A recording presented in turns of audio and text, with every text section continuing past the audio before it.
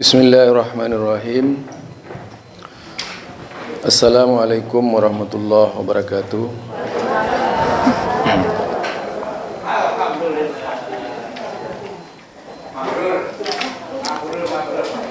Alhamdulillahi rabbil alamin. Assalatu wassalamu ala nabiyil mursalin Muhammadin wa ala alihi wa ashabihi ajma'in.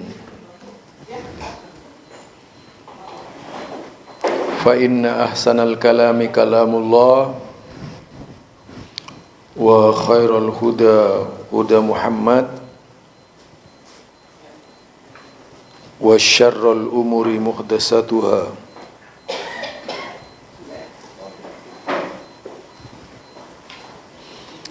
fa inna kulla muhdatsatin bid'ah wa kulla bid'atin dalalah wa kulla dalalatin finnar.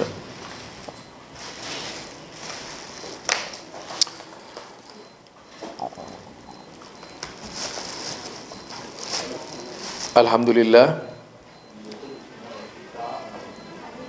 dengan karunia Allah pagi ini kita bisa bersua kembali secara rutin setiap pekan keempat, yaitu setiap pekan keempat membicarakan berkaitan dengan hadis tarjih Muhammadiyah.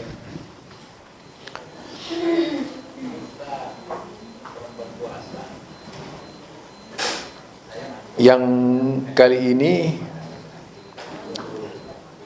akan kita bicarakan berkaitan dengan hadis pertama yang ada di dalam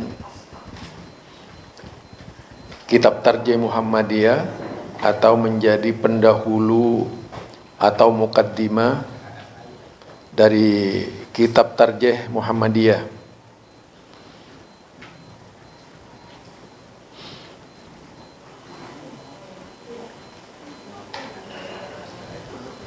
Yaitu tentang hadis Jibril, yang dikenal dengan hadis Jibril.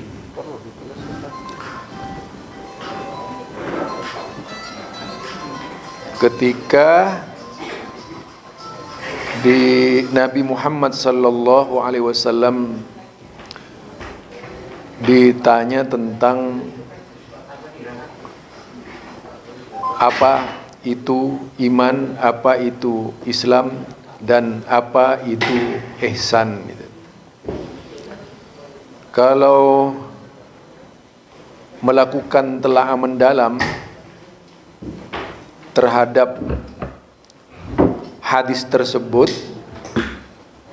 yang akan kita dapatkan adalah prinsip-prinsip Islam. Yang pertama itu berkaitan dengan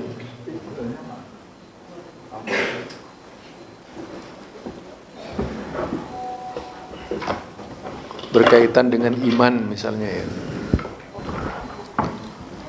Mengapa ini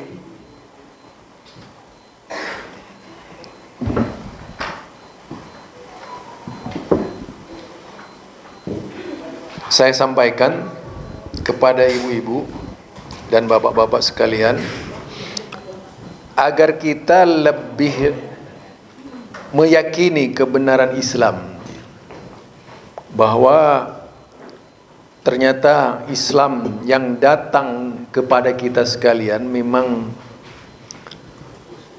ad-din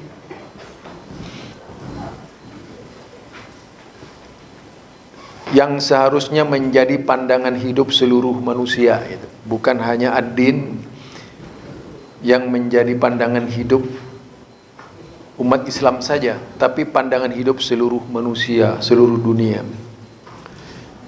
Jika kita telah, karena Islam ini ditetapkan oleh Allah Subhanahu wa taala sebagai agama rahmatan lil alamin. Disebut agama rahmatan lil alamin artinya seluruh umat manusia harus menerima Islam. Tidak boleh beragama yang lain. Intinya seperti itu. Hanya kemudian cara pandang manusia itulah yang merubah keseluruhannya itu. Seolah-olah di dunia ini ada beberapa agama yang harus diakui oleh manusia. Padahal tidak. Agama hanya satu saja, yaitu agama Allah, dinul Islam. Agama seluruh para rasul, ya. Agama seluruh para rasul. Dan tidak ada agama-agama yang diridai oleh Allah kecuali Islam. Innad dina indallahil Islam. Agama di sisi Allah itu hanya Islam.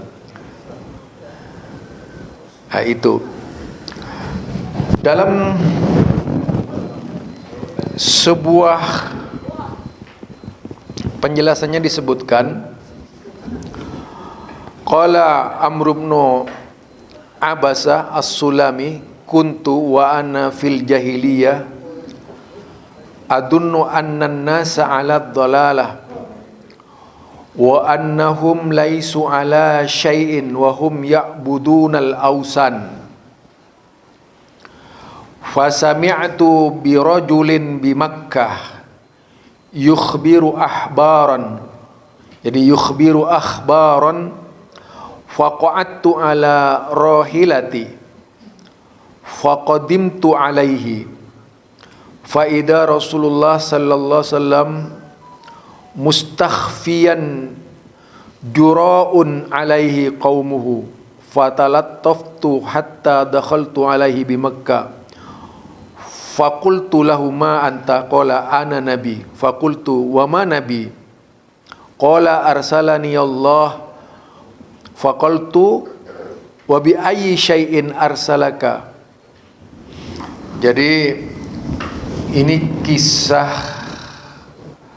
perjalanan Rasulullah sallallahu alaihi wasallam yang diceritakan oleh Amr bin Abasah as-Sulami. Kuntu wa ana fil jahiliyati, aku di zaman jahiliyah meyakini annan nasa 'ala dhalalah, bahwa orang jahiliyah seluruhnya ketika itu adalah dhalalah, yaitu sesat. Artinya manusia jahiliyah ini manusia yang sesat. Tidak ada satupun yang tidak tersesat ketika itu. Wa annahum laisu ala syai'in, jadi mereka itu tidaklah pada sesuatu, wa hum ya'budunal awsan, mereka beribadah pada berhala-berhala. Jadi mereka itu beribadah pada berhala-berhala.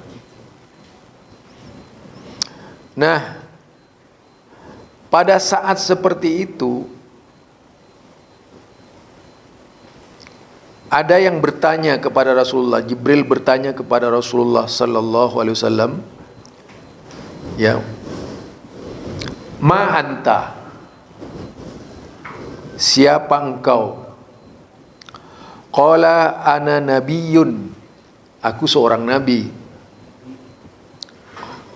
Fakultu, lalu aku bertanya lagi, wa ma nabiyyun, apa itu nabi? Qala arsalani Allah, Allah yang mengutusku. Jadi arsalani Allahu, Allah yang mengutusku. Faqultu wa bi ayyi syai'in arsalaka, dengan apa Allah mengutusmu? Qala arsalani bisilatir arham, ya, bisilatil arham.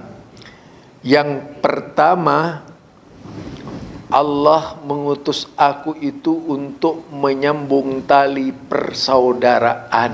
Nah, itu.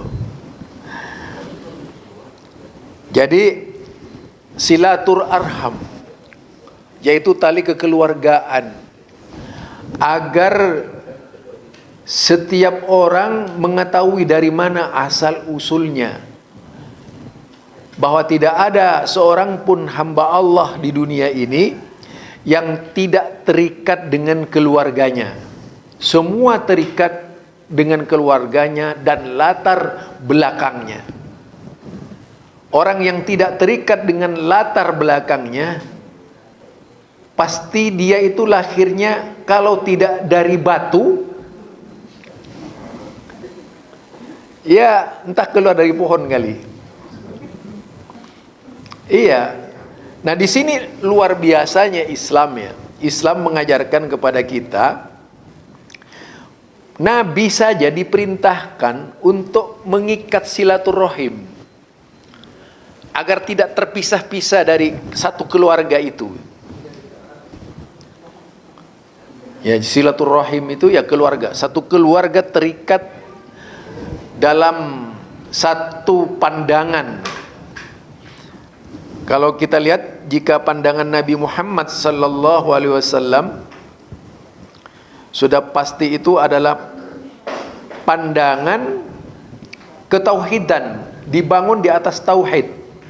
Silaturahim yang dipandang di atas tauhid, diikat dengan tauhid. Kalimat la ilaha illallah. Dikatakan wa kasril ausan, kemudian memecahkan berhala, merobohkan berhala-berhala itu. Kalau sekarang kan berhala disebut cagar alam, disebut budaya. Pokok ada patung, jangan coba-coba dirobohkan kalau sekarang, Bang. Bisa ditindak dengan hukuman mengganggu ketentraman umum. Jadi di sini jelas sekali bahwa sebenarnya tugas kita itu memadamkan nilai-nilai keyakinan yang masih berakar pada animisme dan dinamisme, atau keyakinan-keyakinan di luar Islam yang masih memberhalakan hawa nafsu apa saja, termasuk menuhankan Tuhan-Tuhan selain Allah Subhanahu wa taala.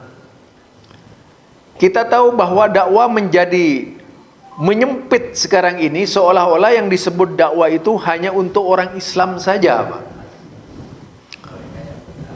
Ya. Padahal tidak demikian dakwah. Kalau dilihat dari para pelaku dakwah mulai dari zaman Nabi ke zaman para sahabat Nabi, jadi zaman Nabi, para sahabat Nabi, pelaku dakwah itu mestinya mampu menarik orang-orang di luar Islam mengenal Islam gitu. Itu pelaku dakwah yang sebenarnya. Sekarang orang yang dikeramatkan orang pelaku dakwah yang hanya menciptakan keluh kesah di dalam Islam gitu. Mereka yang hanya mampu melukiskan keberadaan Islam dari sudut pandang fikih-fikih itu sudah dianggap hebat, padahal tidak seperti itu Islam. Kalau keluar namanya itu dakwah. Kalau ke dalam itu bukan dakwah, itu namanya ta'lim. Pendidikan yaitu sebagai ziyadah tambahan kepada kita mengenal Islam dengan sebenar-benarnya, itu namanya ta'lim. Kalau disebut lembaga dakwah khusus pimpinan pusat Muhammadiyah, pasti kerjanya kemana itu? Keluar. Iya, suku terasing.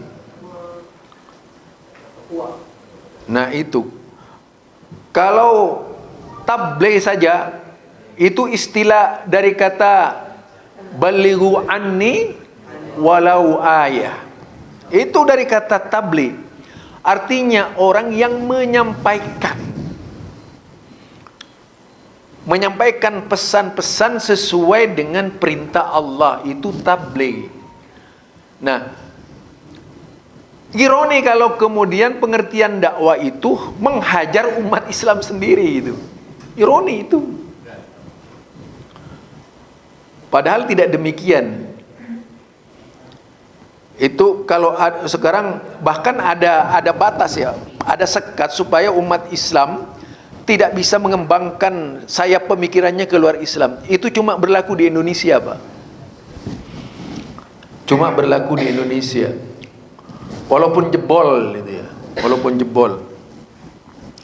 Tetapi kalau di luar negeri justru dengan dihapusnya yaitu Islamophobia dari dunia dengan resolusi PBB, yaitu tentang anti Islamophobia. Di negara Inggris itu ada lapangan yang begitu luas, Pak. Di London itu lapangan yang begitu luas. Mungkin kalau di sini lebih luas lagi dari Stadion Bung Karno itu.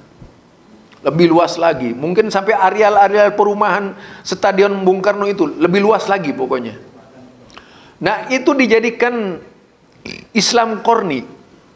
Ada pakar-pakar Islam yang memiliki pengetahuan keagamaan berkaitan dengan kristologi misalnya. Nah, mereka ini terdiri dari cerdik pandai yang menguasai keilmuan tersebut. Lalu mereka semuanya berada di Islam Korni. Setiap orang, siapapun, agama apapun, lintas agama yang ingin berdebat, mereka ini siap. Tokoh-tokoh Islam ini. Sehingga di sana putri kerajaan Inggris saja masuk Islam, Pak. Ini gaya. Kalau di Indonesia kan tidak. Di Indonesia ini yang terjadi misunderstanding to Islam. Sehingga yang terjadi ada konversi pemikiran Islam di Indonesia yang parah sekali, Pak. Yang seharusnya memandang Islam sebagai pandangan utama seluruh umat Islam dipisah-pisah, dipecah-pecah dengan klaim-klaim yang ada di tengah-tengah umat Islam di Indonesia. Terjadi perpecahan yang sangat luas di Indonesia itu. Belum lagi partai itu, Pak, lain lagi partai. Ini pemahaman Islam. Menjadi saling sudut menyudutkan itu di Indonesia. Itu ya. Jadi di sini disebutkan wa kasril ausan. Kita pecahkan, kita patahkan setiap jiwa-jiwa yang memberhalakan diri itu. Seolah-olah seperti itu maknanya. Karena tidak sedikit Tuhan-Tuhan selain Allah di Indonesia ini banyak, Pak. Tuhan selain Allah itu di dalam bidang politik ada. Tuhan selain Allah di bidang politik ada, Pak, yang membidangi politik itu. Yang membidangi, jangan bawa sambu-sambu.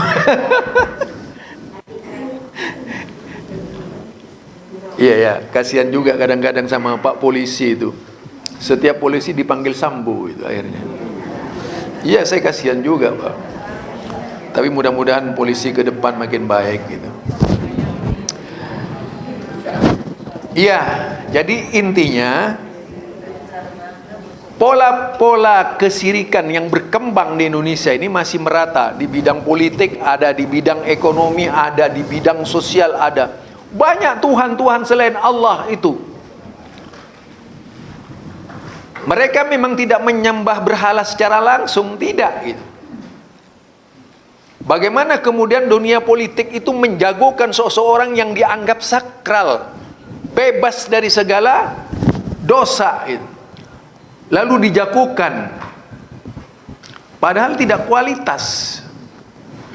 Tidak aneh Pak, kalau dulu seorang maling bisa jadi presiden, itu ada Pak dulu itu. Pemimpin-pemimpin pemberontak dalam Islam tidak sedikit dari mereka itu yang memiliki latar belakang tidak baik kemudian menjadi pemimpin Islam. Jadi tidak aneh juga misalnya jika di Indonesia ini banyak hal seperti itu. Pokoknya Bapak kalau punya uang bisa seperti Sambo itu ngumpulin duit sampai 900 juta miliar ya. Mau jadi bupati bisa, mau jadi gubernur bisa itu. Buat modal kampanye. Nah, itu. Jadi itu kesyirikan ya. Ausan itu berhala berarti lambang kesyirikan. Nah, termasuk berlebihan di dalam menokohkan seorang tokoh itu berhala. Jadi menokohkan seorang tokoh itu juga termasuk berhala. Kemudian wa ayyuhadullahu la yusraku bihi syai'un, yaitu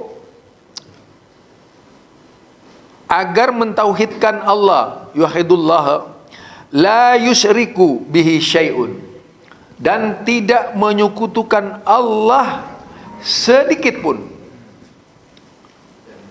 Wow, ini sebenarnya kualitas muslim ya. Seorang muslim harus bebas dari belenggu kesyirikan secara total. Ya, mulai dari belenggu kesyirikan yang tadi bersifat patung, berhala dan sebagainya. Kemudian hawa nafsu, bebas dari keluh kesah yang melahirkan kesyirikan, bebas dari cinta yang melahirkan kesyirikan. Oh, cinta ada itu. Cinta yang melahirkan kesyirikan. Melebihi kadar Allah di dalam mencintai Allah. Ketika kita mencintai seseorang melampaui batas, itu sudah syirik. Sampai membela seorang putra atau putri yang bersalah, jelas-jelas salah, dibela bagaimana supaya benar di depan hukum, itu sudah syirik gitu. Karena sangat cintanya kepada anak itu. Enggak, yang seperti itu enggak boleh dalam Islam.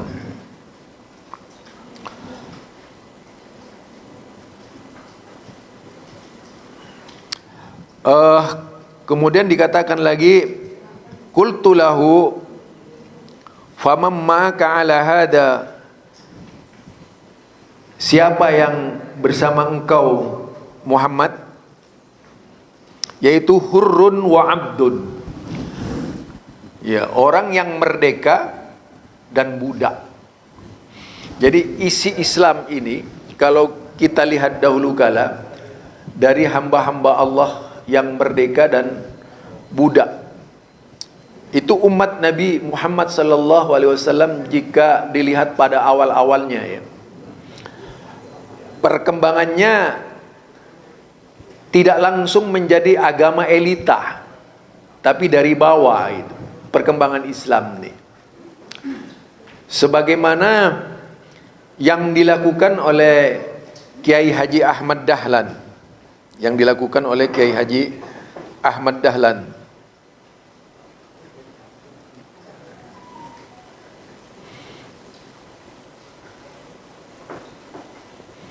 Bagaimana perjuangan Kiai Haji Ahmad Dahlan kita bisa melihat dalam berbagai sikap dan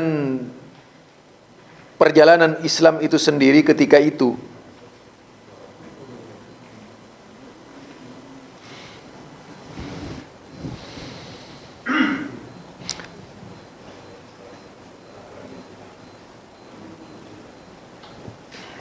Bahwa Islam yang diturunkan oleh Allah Subhanahu wa taala sebagai agama kepada kita memang perlu dilihat dari sisi, yaitu namanya dulu Pak. Namanya dulu. Pertama terkait dengan Islam itu sendiri. Al-Islam, al-istislam. Jadi Islam itu adalah sikap pasrah. Jadi pada saat kita menyatakan Islam artinya kita sudah punya sikap pasrah.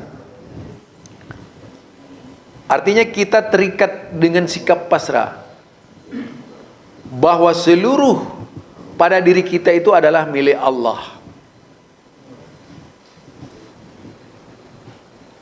Jika itu sudah dirasakan oleh kita sebagai seorang muslim, memiliki sikap pasrah dan kemudian terikat dengan tauhid, lalu terikat dengan prinsip-prinsip keimanan tadi, terikat dengan prinsip keislaman, terikat dengan prinsip ihsan. Ihsan itu apa? Ihsan merasa diawasi oleh Allah, yaitu anta'budallah ka'annaka tara wa la takun tara fa innahu yaraka. Itu ihsan. Engkau beribadah kepada Allah seolah-olah melihat Allah. Jika tidak mampu, maka Allah itu sudah melihat engkau. Nah itu ya. Jadi perasaan ihsan itu memadamkan sifat ujub, sifat, kemudian sifat riya. Ujub dan riya ini biasanya. Kalau ujub dan riya itu ada pada diri kita, itu awalnya yang memancing diri kita menjadi orang yang kemudian lepas dari tauhid tadi itu. Mulai dari syirik-syirik kecil terlebih dahulu itu. Syirik-syirik kecil terlebih dahulu. Jadi tidak ada syirik kecil yang dilakukan oleh kita, melainkan terus-menerus hal itu kelak akan menjadi syirik besar. Menjadi tumpukan syirik. Akhirnya syirik itu akan meniadakan seluruh ibadah kita. Ini takut biasanya Pak, kalau saya berbicara di luar tuh, wah sebentar syirik, sebentar syirik. Kapan tauhidnya katanya. Ya, karena itu menjadi standar Pak. Bagi mereka yang bertauhid menjadi standar syirik itu, agar dijauhkan sejauh-jauhnya sehingga tidak pernah tersentuh oleh kita itu syirik. Bagaimana bisa dikatakan beriman kalau kita itu masih terikat dengan syirik gitu? Coba bagaimana kita bisa dikatakan beriman pada saat kita masih syirik? Tadi syiriknya itu berbagai macam cara. Pasti tergerak, ada hati kita ini senantiasa terdorong, tergerak, termotivasi untuk berbuat syirik kecil, riya, yaitu seperti menampakkan sesuatu yang ingin melahirkan pujian dari orang lain. Kalau itu masih terpicu pada diri kita, itu berarti ada riyanya kita. Lah itu yang dihindari. Bagaimana cara menghindar dari riya sebaik-baiknya? Memadamkan riya pada saat kita berbuat baik. Bisa kira-kira enggak? Insya Allah ya bisa ya. Jadi ketika kita memberi kepada orang, ketika kita menolong orang, ketika kita melawat seseorang, ketika kita beraktivitas di rumah orang gitu, bagaimana supaya tidak lahir riya? Itu bagaimana supaya tidak lahir riya? Bertamu kadang-kadang riya, datang ke pengajian kadang-kadang riya gitu. Lah pulangnya bisa hampa itu. Itu penyakit paling bahaya itu, riya itu. Ibu tadi niatnya dari rumah apa Bu? Taklim. Jadi jangan sampai kemudian diikuti oleh riya tadi. Kadang-kadang ada kan ke pengajian tuh, wah nanti supaya saya dilihat cantik, pakai perhiasan. Alisnya sampai 2 meter ke sini tuh.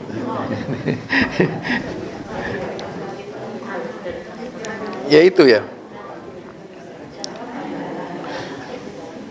Jadi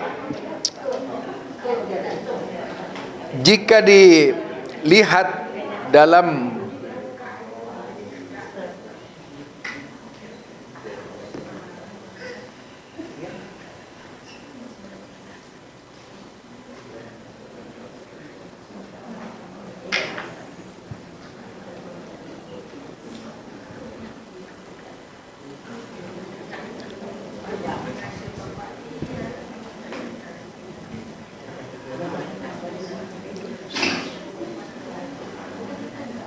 Bentar dulu Ibu, ini kepencet tadi.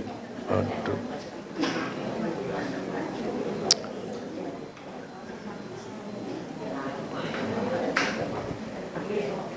Ya.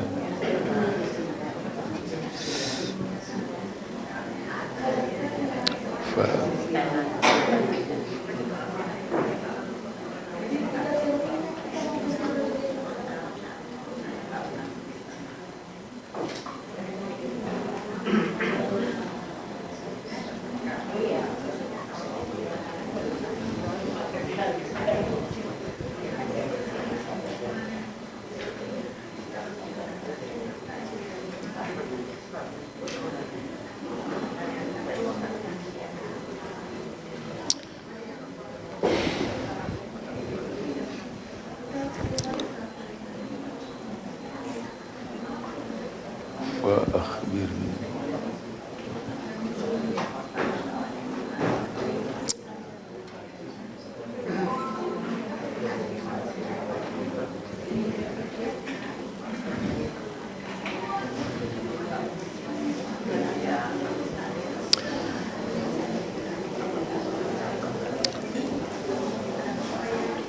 Jadi pada intinya, mohon didengar lagi ibu-ibu, pada intinya bahwa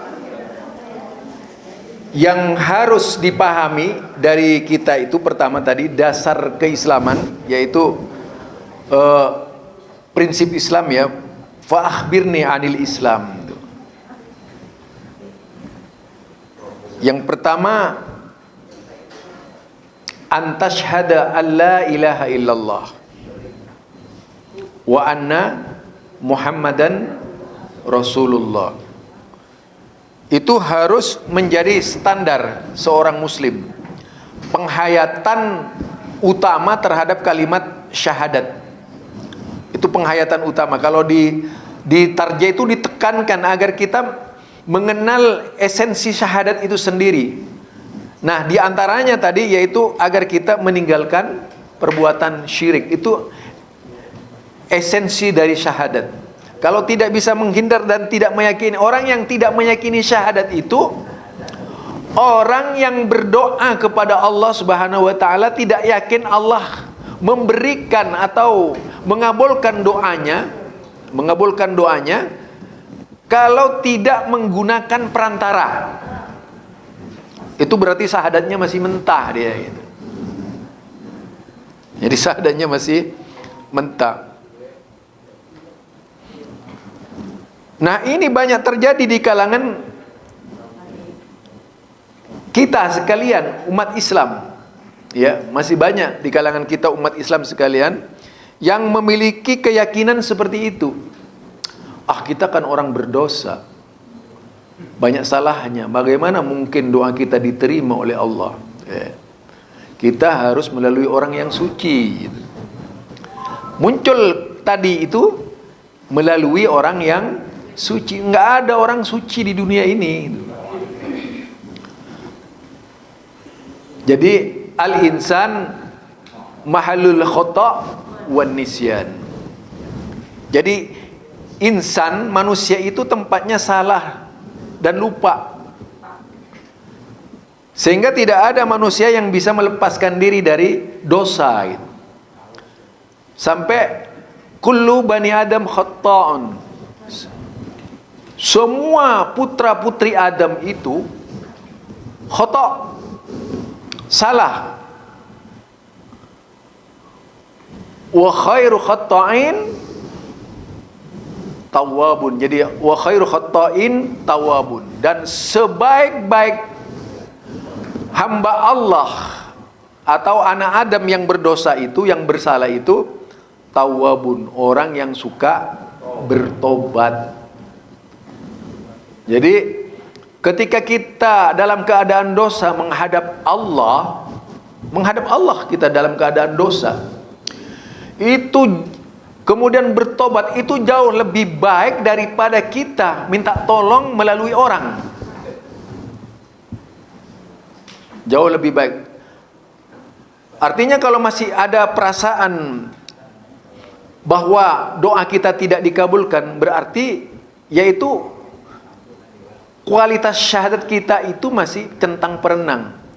Sepanjang sejarah dari orang-orang masa lalu di zaman Nabi Muhammad sallallahu alaihi wasallam, kalau bertobat ya bertobat langsung kepada Allah Subhanahu wa taala. Jadi tidak melalui cara-cara yang lain di dalam, yaitu di dalam apa namanya tadi, bertobat kepada Allah Subhanahu wa taala.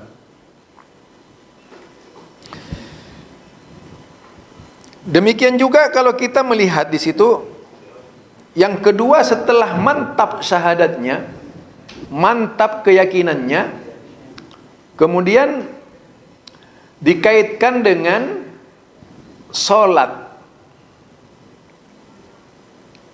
yaitu wa tuqimas shalah, menegakkan salat.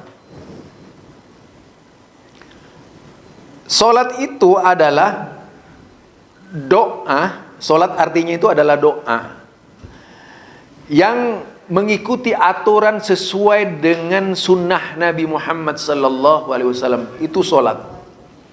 Berdoa dengan menggunakan aturan seperti takbir, mendekap, berdiri, terus dan sebagainya sampai selesai, sampai ditutup dengan salam. Lah itu salat. Artinya doa menurut aturan. Doanya orang Islamnya seperti itu. Sama dengan istilah sallu kama ra'aitumuni usolli.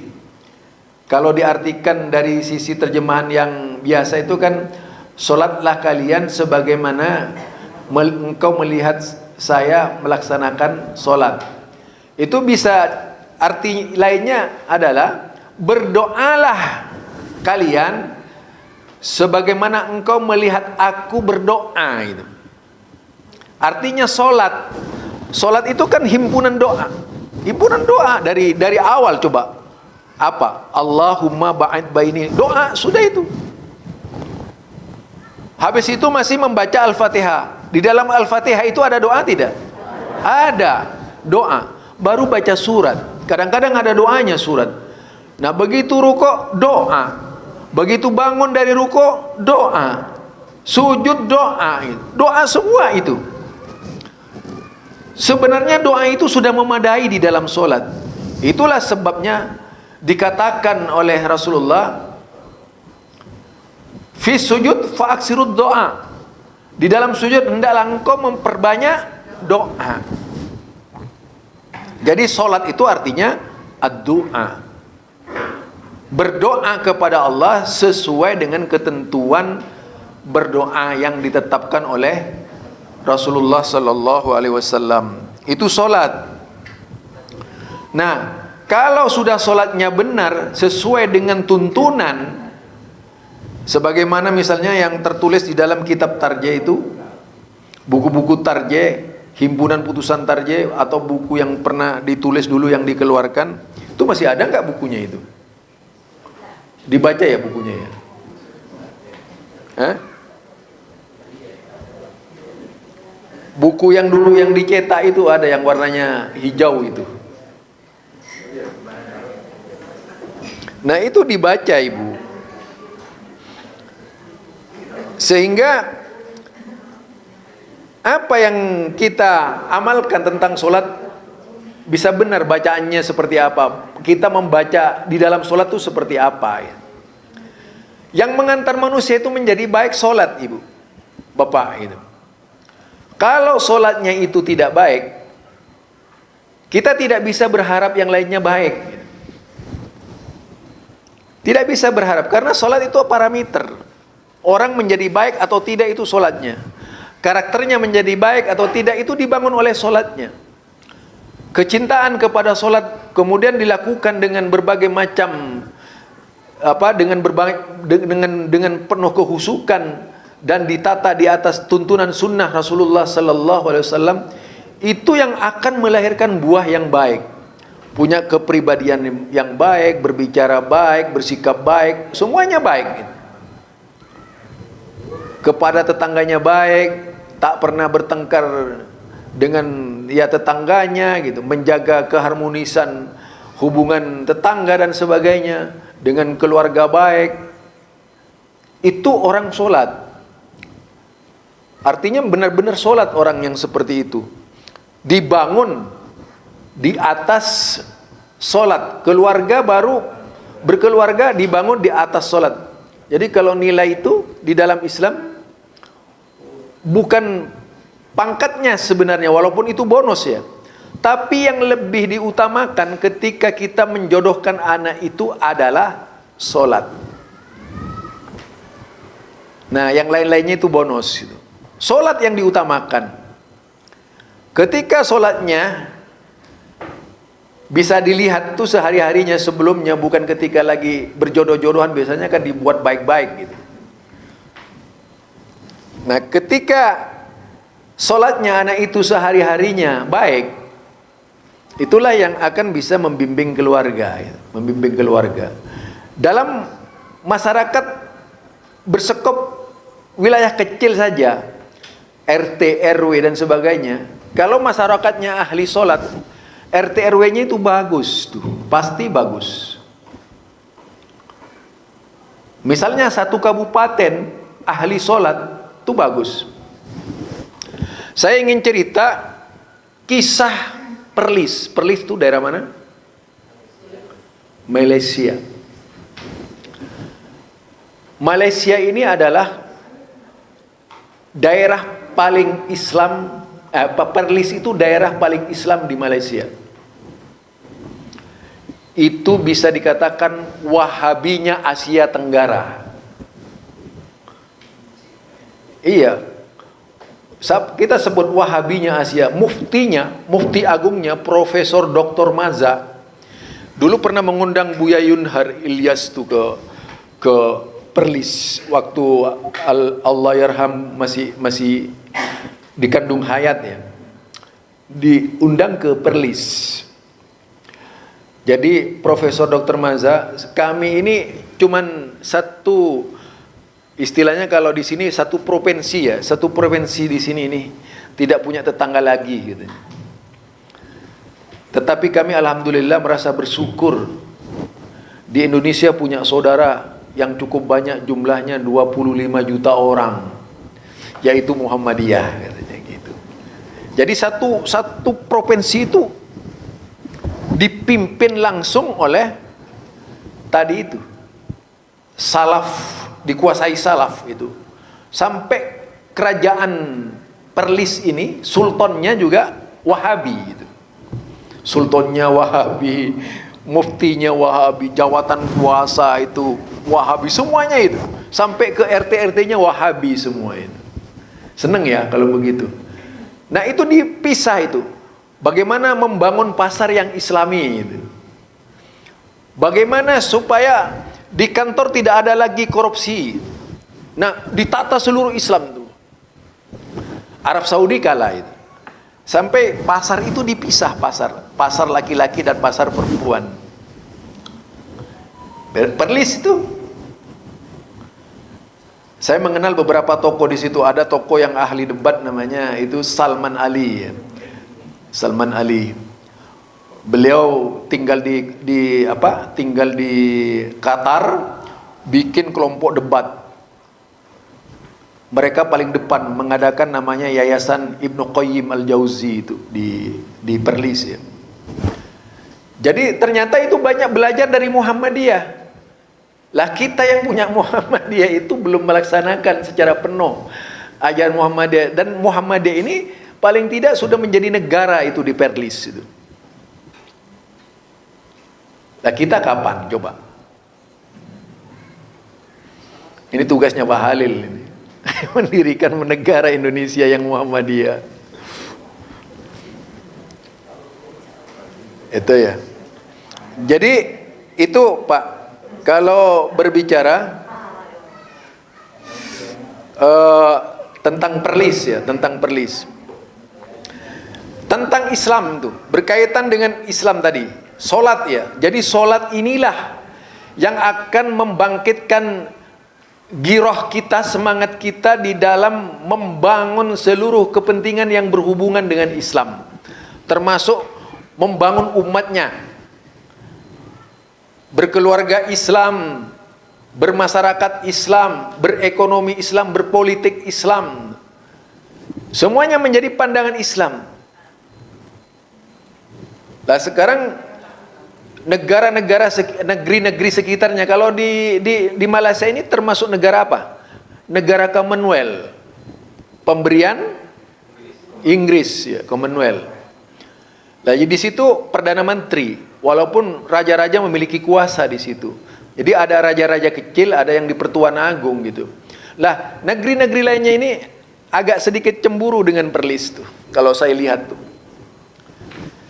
Lah itu apa? Karena keinginan besar melaksanakan sunnah Nabi dalam konsep negara Perlis,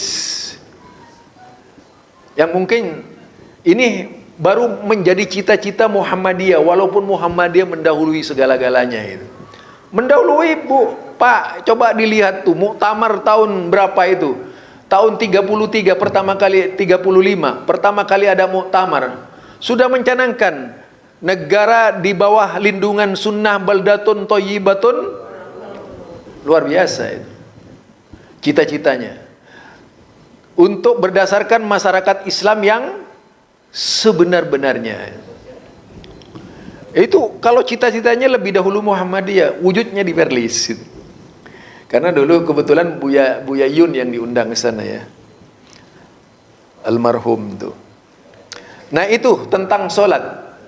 Jadi sholat itu tidak hanya bisa dipandang dari sisi ubudiyah, tapi dipandang dari sisi kepentingan, yaitu sosial, kepentingan sosial masyarakatnya. Masyarakat yang sholat, benar-benar melaksanakan sholat, masyarakat yang seperti itu akan menjadi masyarakat teladan di dunia itu. Kalau ada pernyataan Islah Bahrawi bahwa orang yang menjalankan Islam yang sebenar-benarnya didasarkan kepada negara itu adalah sebuah kegagalan, berarti memang orang itu bukanlah orang yang membawa misi Islam, tapi tujuannya untuk menghancurkan Islam itu. Jadi dia Muhammadiyah itu sampai menjadi diperankan secara sungguh-sungguh ya. Hanya saja di Muhammadiyah itu ekonominya yang dikelola, belum ke politiknya. Karena badan politik seperti Majelis Hikmah saja, itu kan masih baru menjadi Majelis Hikmah. Tidak memiliki tokoh-tokoh politik Islam yang dominan, yang diinginkan oleh kita. Ya. Itu sholat, masalah sholat tuh. Melahirkan sosok yang benar-benar memiliki leadership, kepemimpinan. Kemudian setelah wa tuqimas shalah wa tu'tiyaz zakah. Apa yang bisa ditangkap dari tu'tiyaz zakah ini? Sosial, sikap sosial yang merata ini. Keadilan. Bagaimana kekayaan itu dinikmati oleh semua orang maksudnya. Sehingga tidak terjadi kantong-kantong kemiskinan di dalam Islam. Tak ada satupun kelompok yang jauh dari jangkauan ekonomi, melainkan akan disempurnakan oleh Islam. Maksudnya seperti itu. Kalau dilihat pemaparannya dari Islamologi yang ditulis oleh Profesor Dr. Hasbi As-Siddiqi, ya seperti itu. Bahwa istilah zakat ternyata memiliki peran yang utama dalam Islam, dikembangkan dalam bentuk infak, sedekah dan sebagainya itu. Mau contoh? Contoh konkretnya apa? Ya Ibu, Bapak, contoh konkretnya apa? Muhammadiyah. Lembaga-lembaga pendidikan di Muhammadiyah dari mana itu uangnya itu? Coba sosial. Wa tu'tiyaz zakah. Jadi wa tu'tiyaz zakat yaitu infaknya oke gitu. Kemudian dari ibu-ibu, bapak-bapak yang pernah memberikan sumbangan, apa pernah menuntut ke Muhammadiyah, saya punya bagian saham di sekolah itu, pernah nggak? Nggak. Itu hebatnya. Itu nggak ada, yang lainnya nggak ada yang nggak punya seperti itu tuh.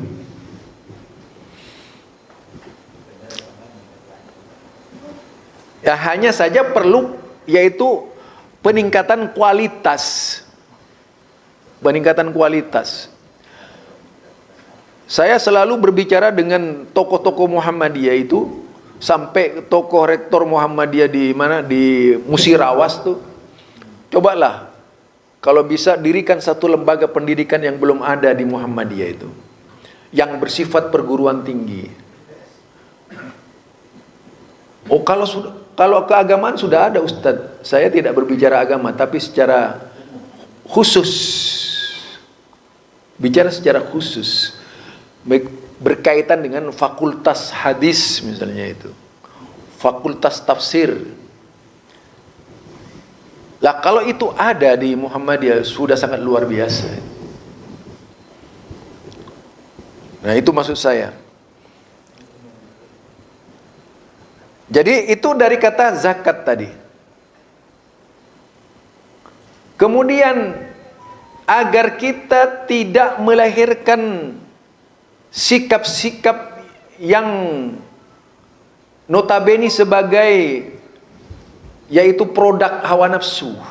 Allah mengajarkan kepada kita, mengikat kita dengan siam Ramadan, yang ternyata dikaitkan dengan yaitu puasa sunnah dan sebagainya.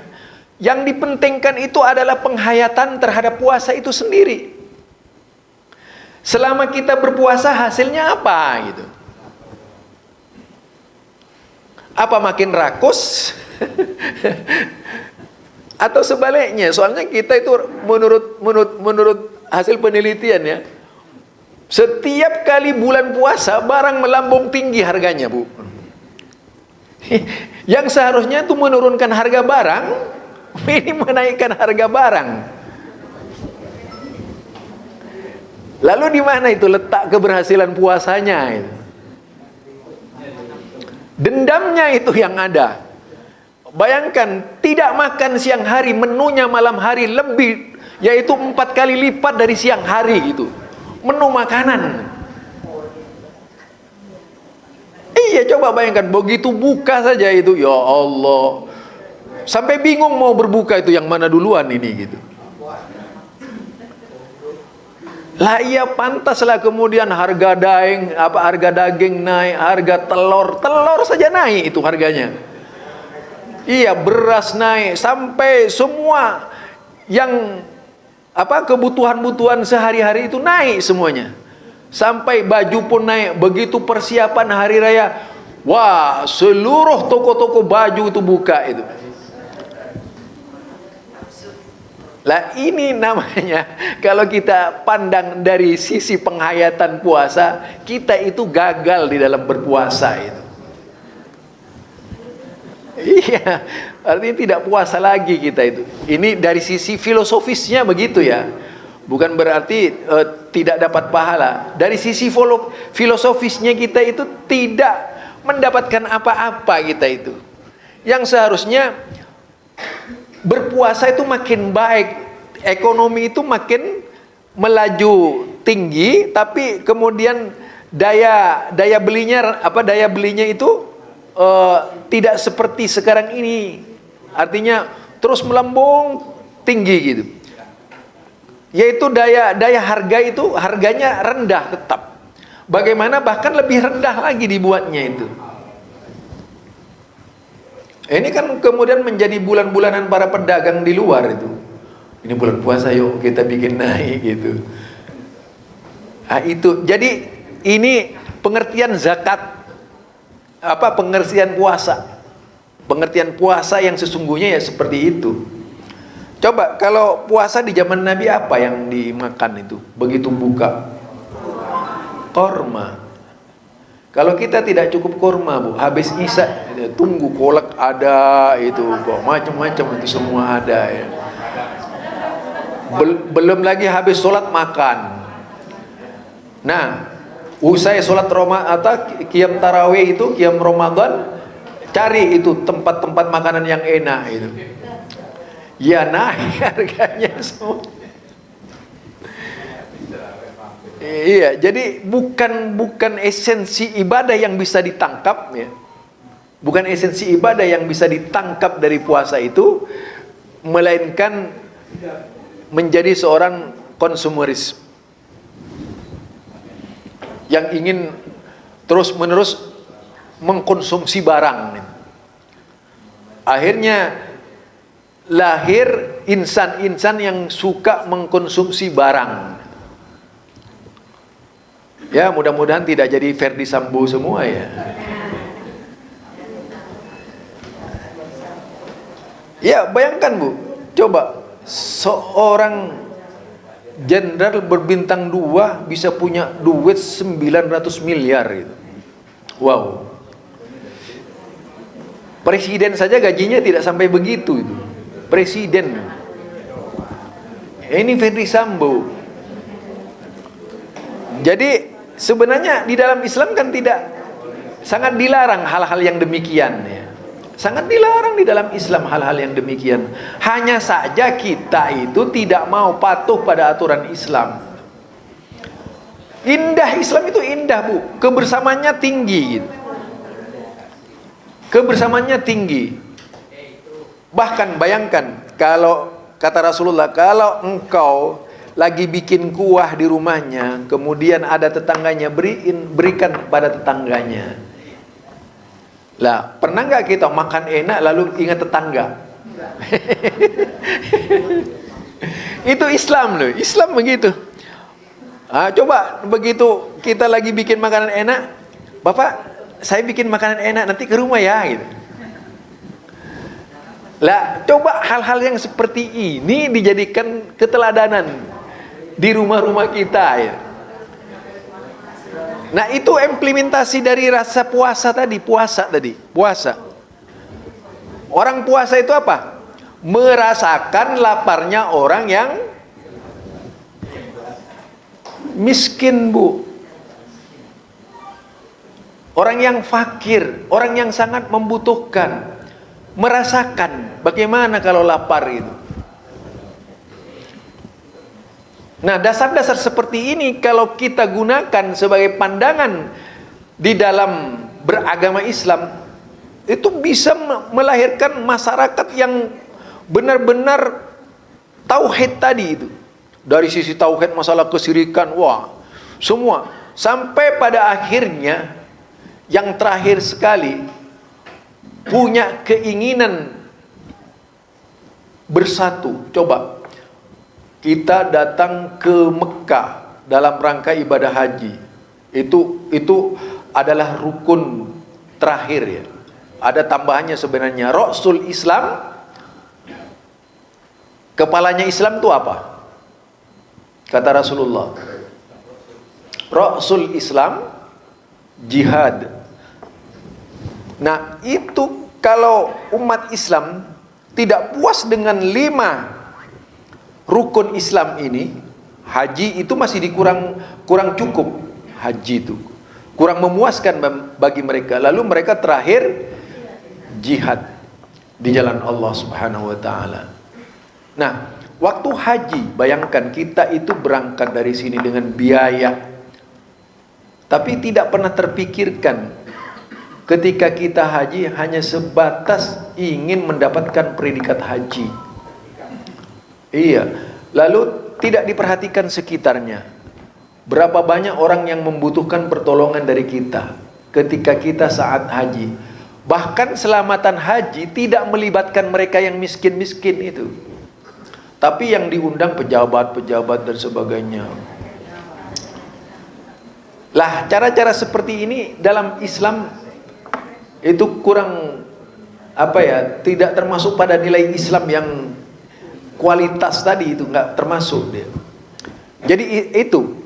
Nah, baru kemudian para sahabat jika kurang puas dengan pelaksanaan lima ketetapan dalam Islam tadi, itu baru jihad, Ibu. Terakhir itu diambil jalan terakhir, jihad menegakkan kalimat Allah, yaitu li'ila kalimatillah wa tanfidhi ahkami.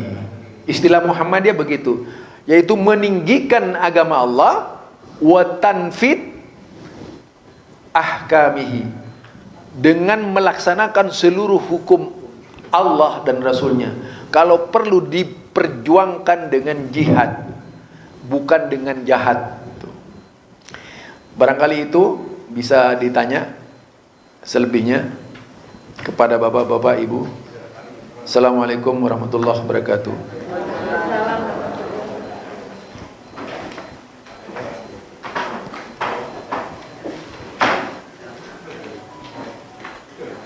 Silakan Bapak Ibu, ada yang mau ditanyakan atau diperjelas lagi di apa yang telah disampaikan oleh Pak Ustaz. Silakan Pak Samara. Waalaikumsalam. Pertanyaan, bagaimana kita mendapatkan permintaan yang dikeluarkan oleh majelis taklim, permintaan dari keputusan majelis taklim? Gimana kita memperoleh ini?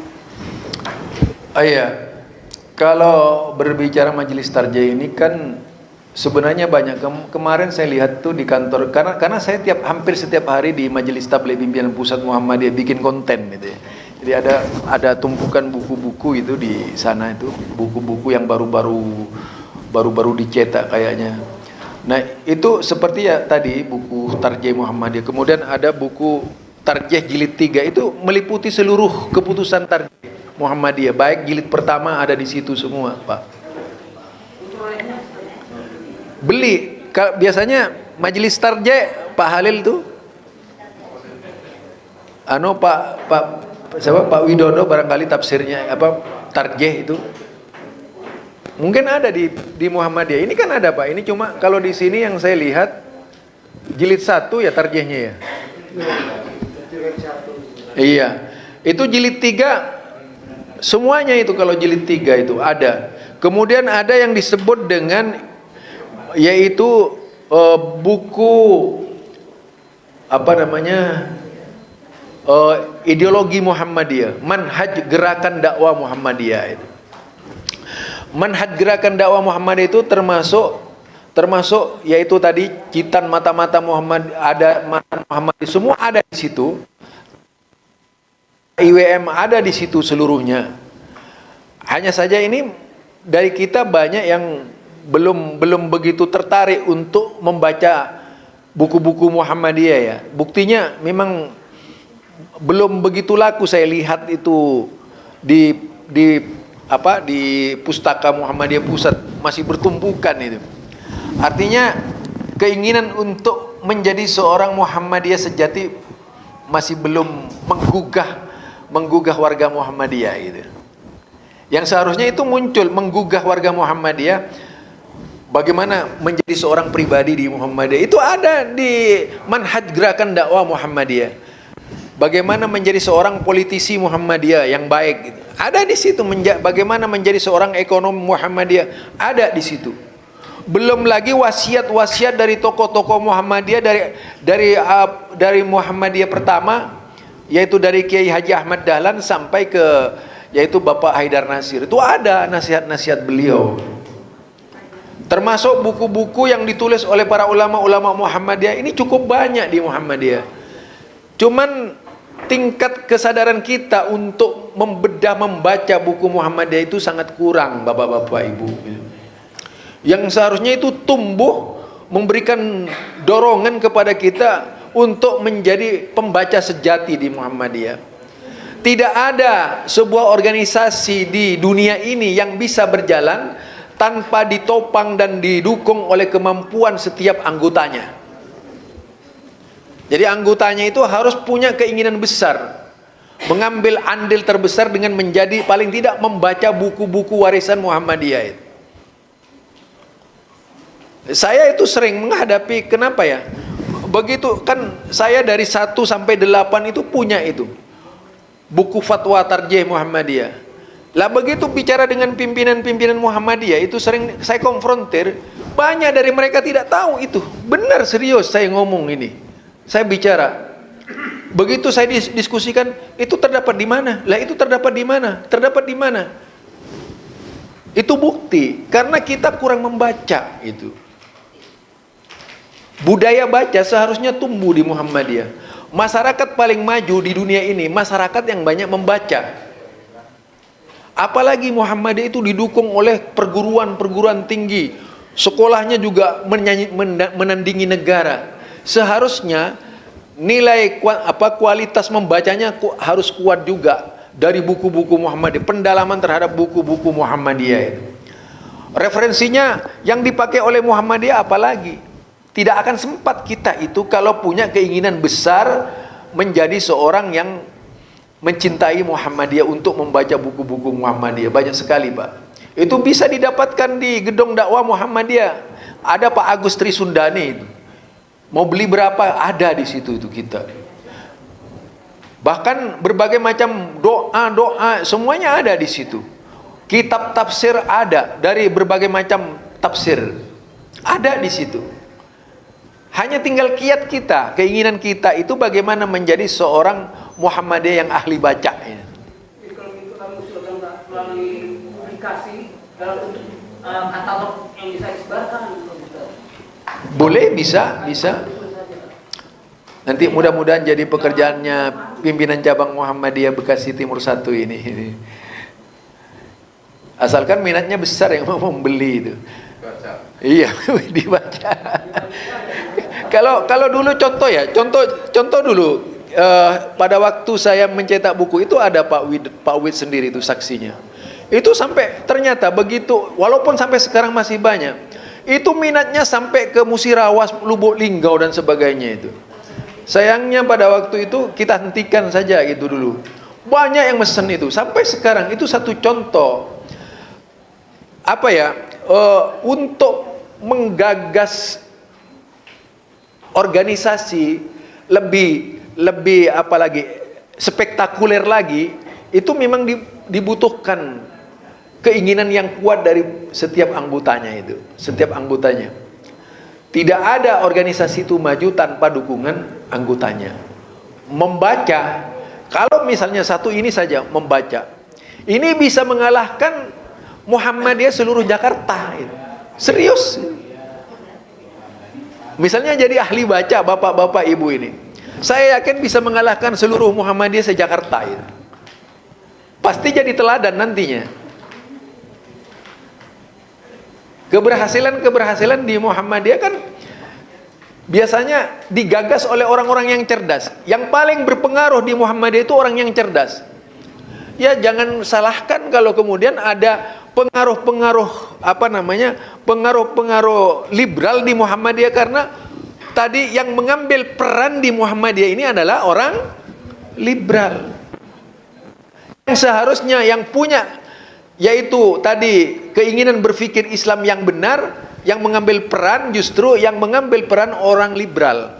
Contoh sejarah Muhammadiyah itu berbeda dengan konsep sejarah yang dituturkan dulu, pernah disampaikan, yang dituturkan oleh sejarah oleh seluruh keluarga Kiai Haji Ahmad Dahlan. Sejarah Muhammadiyah itu paling banyak diambil dari tanah Jawa, dari kenalan-kenalan Kiai Haji Ahmad Dahlan. Berbeda itu sudah.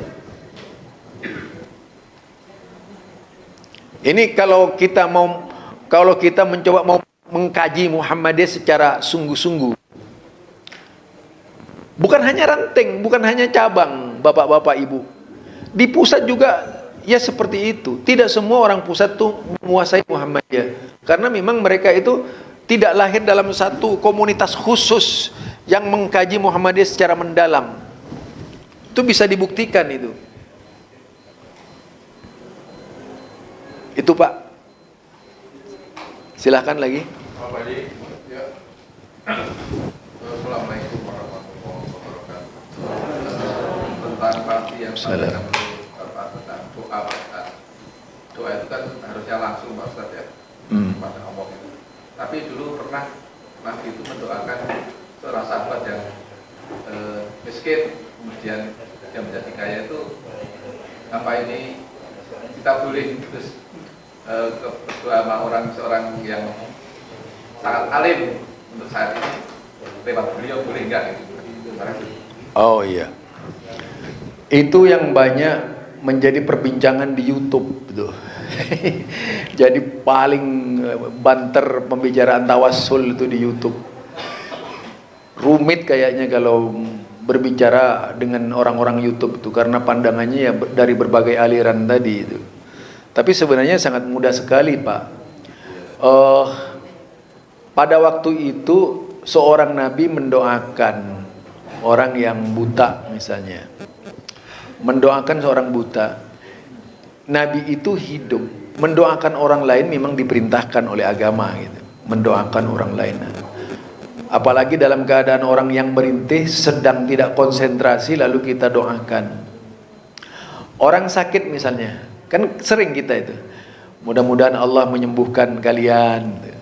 Itu memang ada perintah dari Nabi, perintah dari Nabi seperti itu. Ada yang dibaca yaitu sebanyak 7 kali itu, ada bacaan seperti itu dari Rasulullah SAW. Misalnya Subhanallahil Azim Rabbul Arsil Azim ayyasfiyaka, yaitu dengan artinya maha suci dan maha agung Allah, kemudian yang memiliki arsy yang agung, mudah-mudahan Allah menyembuhkan kalian. Itu dibaca 7 kali itu. Itu kata 7 kali dari Rasulullah, bukan dari kita itu. Nah, diusap-usapkan ke kepalanya, insya Allah sembuh, kata Rasulullah seperti itu. Nah, itu kan doa dari kita kepada dia. Artinya memang ada perintah. Yang menjadi permasalahan kalau kita minta itu ke kuburan. Ya, orang-orang yang mati itu diminta oleh kita untuk mendoakan yang hidup. Ini lucu. Sudah jelas mati, masih dituntut doanya supaya mendoakan yang hidup. Padahal mereka bangun saja nggak bisa gitu. Bangun saja nggak bisa mereka. Jangan seperti kemudian orang yang punya keyakinan. Saya suka mengkritisi orang itu, Bu. Nah, di situ ada namanya seorang ulama, yaitu disebut dengan Nazim Al-Haqqani. Dia orang Turki ya. Orang Turki dia.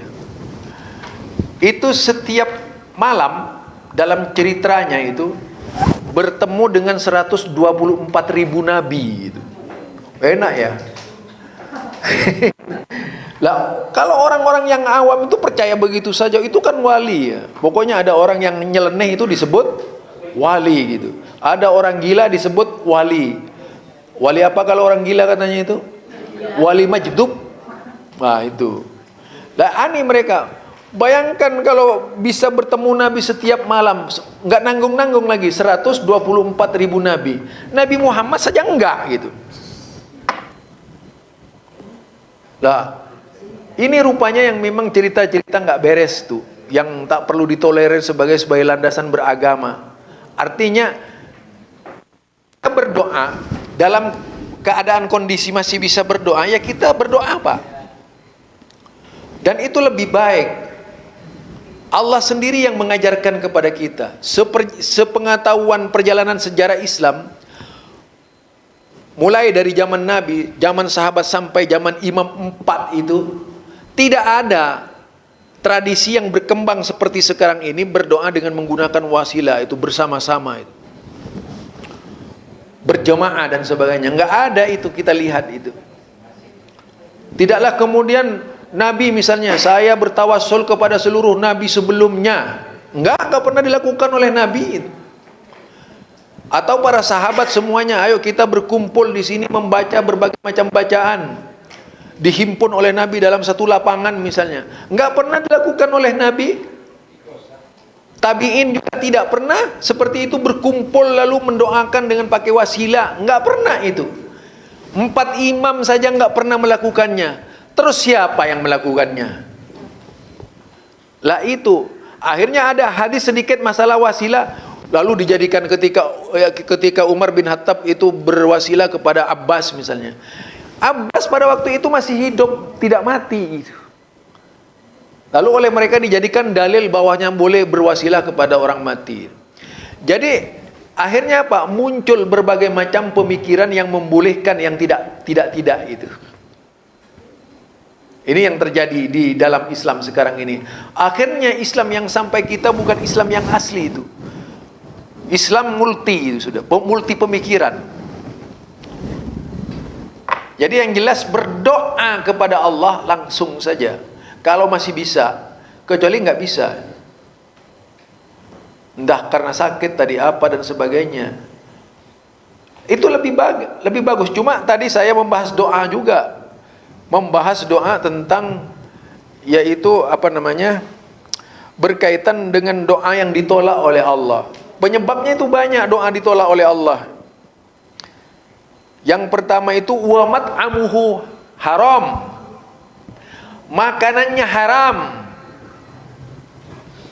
Wa masrabuhu haram, minumannya haram.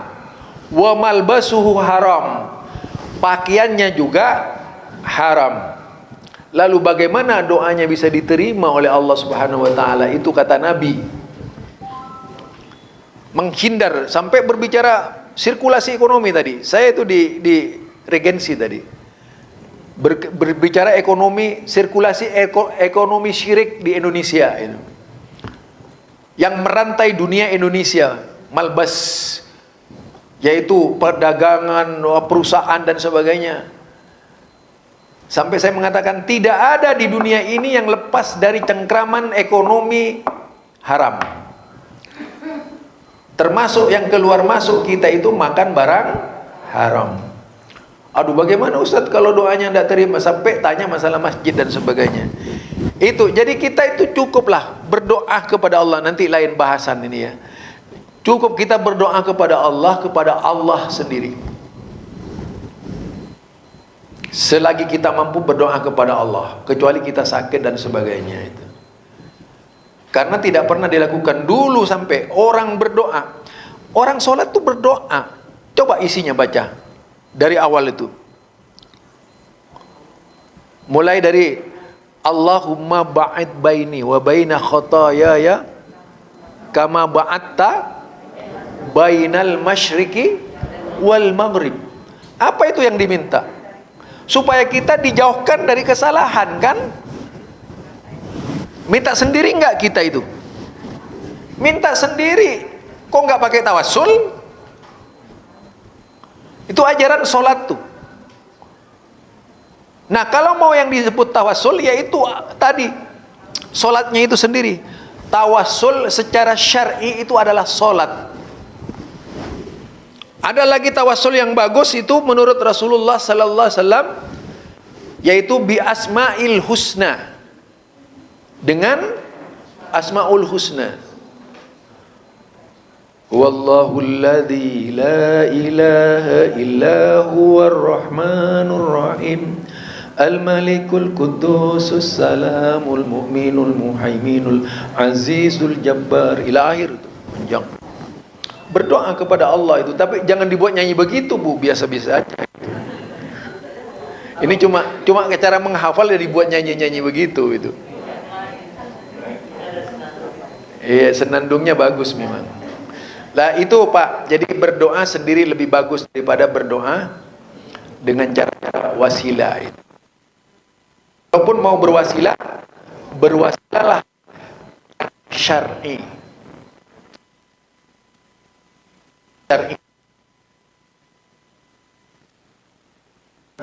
Seperti tadi apa namanya, sholat malam, tawassul semua itu, tawassul secara syar'i itu.